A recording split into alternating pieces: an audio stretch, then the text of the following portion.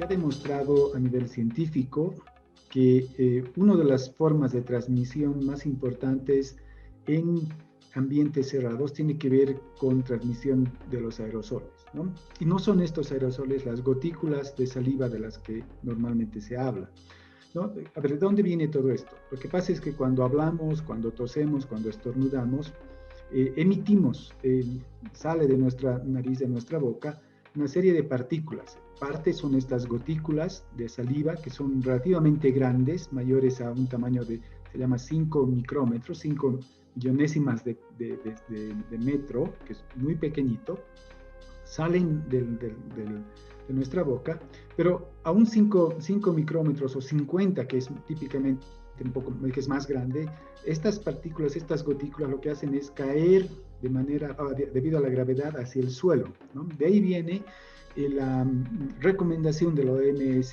que deberíamos estar a una distancia de otra persona del orden de 2 metros, ¿no? El problema es que no solo emitimos o expulsamos partículas, estas gotículas, cuando hablamos o cuando tosemos o estornudamos, sino que también emitimos una cantidad de partículas muy grande, más grande todavía, de partículas más pequeñas que estas gotículas.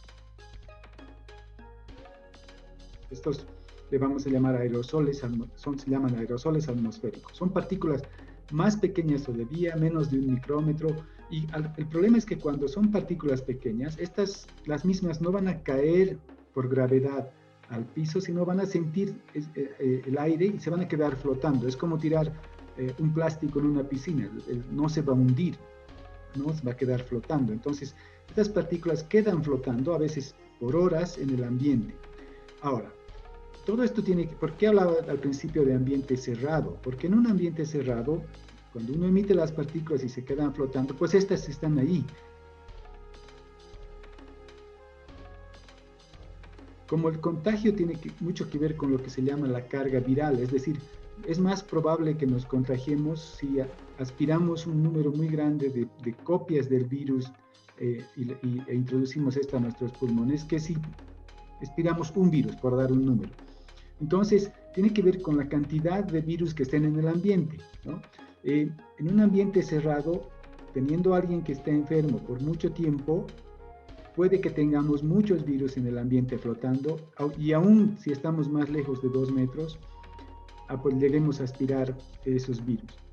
Entonces, todo esto está relacionado con eso. Tiene que ver principalmente los ambientes cerrados, porque es ahí donde trabajamos, es ahí donde gastamos una parte importante de nuestra vida, y entonces la probabilidad de contagio, si es que no ventilamos los ambientes, es muy alta.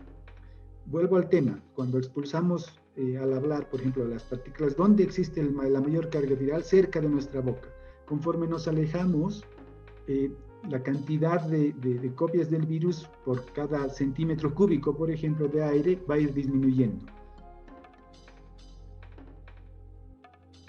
Si hay viento, va a disminuir más todavía, es decir, se va a diluir, si ustedes quieren, el aire, y la cantidad de copias va a ser mucho menos. Por eso, estando fuera, en un ambiente, en la calle, por ejemplo, la probabilidad de contagio es muy baja, ¿no?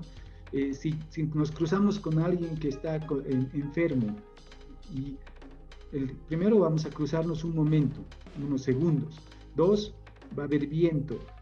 3, después nos vamos a alejar. Entonces, la probabilidad de contagio es realmente muy baja, ¿no? No quiere decir que es cero, pero es muy, muy baja, es hasta cientos de veces menos o miles de veces menos de estar en un ambiente cerrado al lado de alguien que está enfermo. Entonces hay que entender eso, y el mejor ejemplo que se tiene para ambientes cerrados es el humo de un fumador. Si nos ponemos a pensar de alguien que está fumando en un ambiente cerrado, un cuarto, una oficina, un salón, ¿no? Y nosotros estamos cerca, es obvio que vamos a recibir el humo muy rápido y mucha cantidad de humo, y nos vamos a impregnar y que vamos a respirar eso. Si estuviéramos lejos del fumador en el mismo ambiente, al principio no vamos a sentir el humo del cigarro. Sin embargo, si nos quedamos ahí con la persona fumando, nosotros en un lugar a una más de 2 metros de distancia, vamos a ver que nos vamos a impregnar. Entonces, cuando abro las ventanas, entra aire fresco, fluye el aire, y la concentración otra vez de humo se va a diluir. Entonces, la importancia más grande de todo esto, la recomendación más importante es que debemos evitar obviamente ambientes cerrados que no tengan ventilación, ¿no? Porque no sabemos quién está enfermo, todos sabemos que hay personas asintomáticas que pueden estar llevándolo. Entonces, esto tiene que ver con sobre todo para nosotros, en el trabajo, en ambientes cerrados, mala idea, tenemos que tratar de ventilar. Tiene que ver con el transporte, este es el otro lugar que es importante tener mucho cuidado. En un minibús, si está cerrado y tenemos mucha gente, la probabilidad de contagio es más alta porque por lo mismo es como el humo, alguien estuviera fumando dentro del minibús y si las ventanas están cerradas, pues vamos a aspirar el humo. Entonces, mientras tanto que hay otros medios de transporte, y el ejemplo que hemos estado usando aquí en La Paz es el teleférico, que es mucho más seguro desde el punto de vista de la salud y de la contaminación del aire, ¿no?